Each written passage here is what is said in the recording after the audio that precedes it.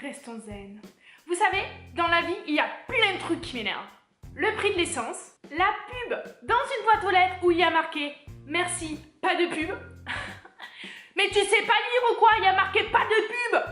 Quand tu envoies un message à une personne qui l'a lu, et bien sûr, il n'a pas répondu. Mais tu l'as lu il y a une heure, réponds! Le prix de la tablette de chocolat qui est passé genre à 75 grammes au lieu de 100 grammes, le prix n'a pas bougé, donc tu as l'impression que ça n'a pas augmenté, mais alors que si, puisqu'on t'a enlevé de la matière. Quand tu poses une question à une personne et que la personne te répond complètement à côté, les gens qui ne savent pas prendre un rond-point, quand tu as deux fils que tu veux aller complètement à gauche, tu te sers à gauche, et quand tu vas aller à droite, tu te sers à droite. C'est pas compliqué. Les promesses qui ne sont pas tenues, dis rien. Vaut mieux ne rien dire. Si tu dis quelque chose et que tu ne le fais pas, mais juste ferme-la. S'il te plaît. Pour le bien-être de la planète. Les gens qui comparent ce qu'ils ont vécu par rapport à ce que tu dis, genre eux c'est toujours pire que toi, hein. C'est la pire vie de la planète. Hein. C'est pas un concours. Quand on te raconte un truc, c'est pas un concours. On s'en fout de qui gagne à la fin. Tu vas pas recevoir des bonus dans ta life de ta vie plus merdique que l'autre. Non, non, ça marche pas comme ça.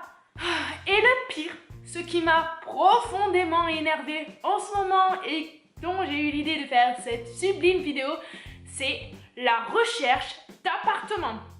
On va mettre les choses dans leur contexte. En gros, j'ai démissionné d'un CDI depuis 3 ans à un autre CDI, mais avec préavis. Logique.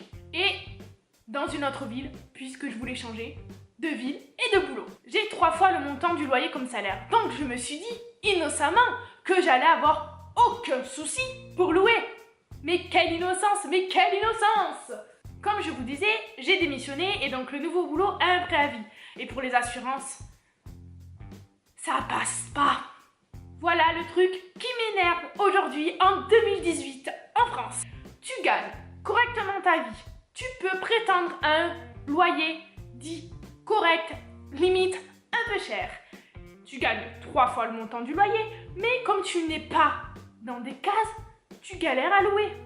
Les personnes qui gagnent le SMIC en 39 heures, c'est-à-dire 1178 € de tête, je crois, dans une grande ville, ne peuvent pas prétendre à avoir un loyer à 450 €, c'est-à-dire, on va dire, un petit E2. Et encore, ça dépend de là où tu vis.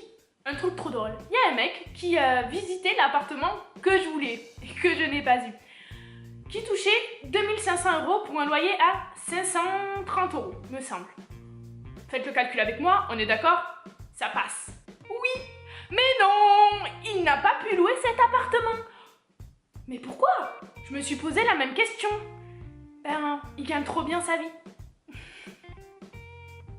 Ah, c'est merveilleux. C'était un appartement à réduction fiscale. Donc le propriétaire ne pouvait pas le vendre à une personne touchant trop, ni trop peu. En gros, tu avais une fourchette de salaire à pas dépasser.